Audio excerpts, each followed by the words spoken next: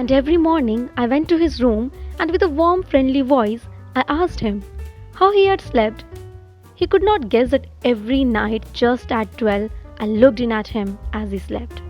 The eighth night, I was more than usually careful as I opened the door.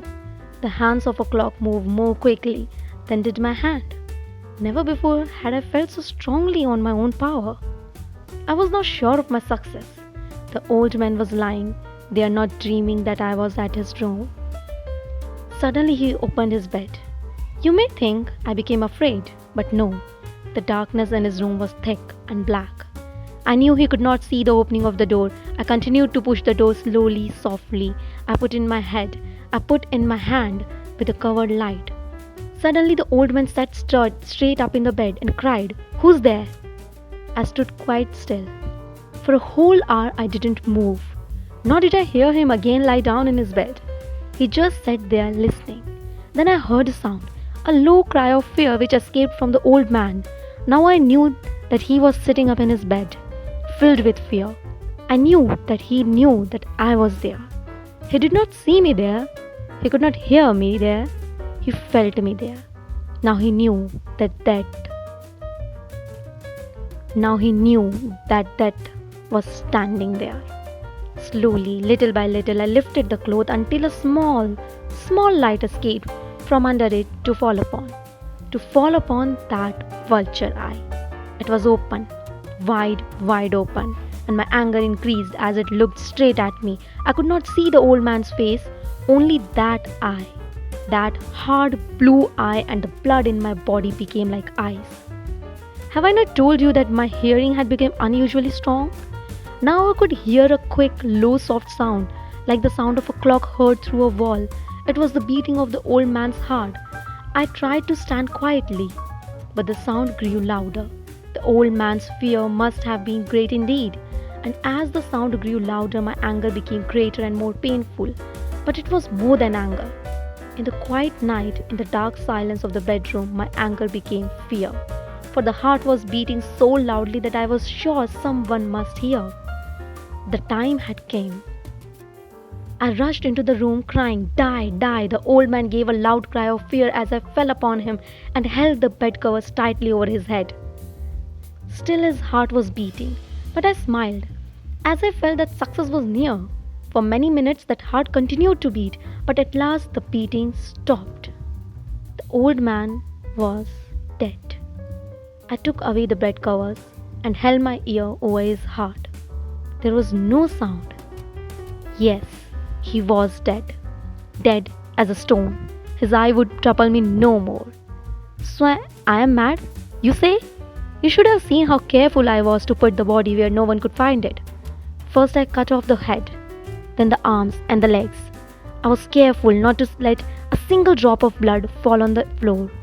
I pulled up 3 of the boards that formed the floor and put the pieces of the body there. Then I put the boards down again, carefully. So carefully that no human eye could see that they had been moved. As I finished this work, I heard that someone was at the door. It was now 4 o'clock in the morning, but still dark. I had no fear. However, as I went down to open the door, 3 men were at the door. 3 officers of the police. One of the neighbors had heard the old man's cry and had called the police. These 3 had come to ask questions and to search the house. I asked the policemen to come in. The cry I heard was my own. In a dream, the old man, I said, was away. He had gone to visit a friend in the country. I took him through the whole house, telling them to search it all, to search well. I led them finally into the old man's bedroom, as if playing a game with them. I asked them to sit down and talk for a while. My easy, quiet manner made the policeman believe my story, so they sat talking with me in a friendly way. But although I answered them in the same way, I soon wished that they would go. My head hurt and there was a strange sound in my ears. I talked more and faster. The sound became clearer, and still they sat and talked. Suddenly I knew that the sound was not in my ears. It was not just inside my head. At that moment, I must have become quite white. I talked still faster and louder, and the sound too became louder. It was quick, low, soft sound like the sound of a clock heard through a wall. a sound I knew well. Louder it became, the louder. Why did the man not go? Louder, louder. I stood up and walked quickly around the room. I pushed my chair across the floor to make more noise, to cover that terrible sound. I talked even louder, and still the man sat and talked and smiled. Was it possible that they could not hear? No, they heard. I was certain of it. They knew. Now it was they who were playing a game with me. I was suffering more than I could bear from their smiles and from that sound, louder, louder, louder. Suddenly, I could bear it no longer. I pointed at the board and cried.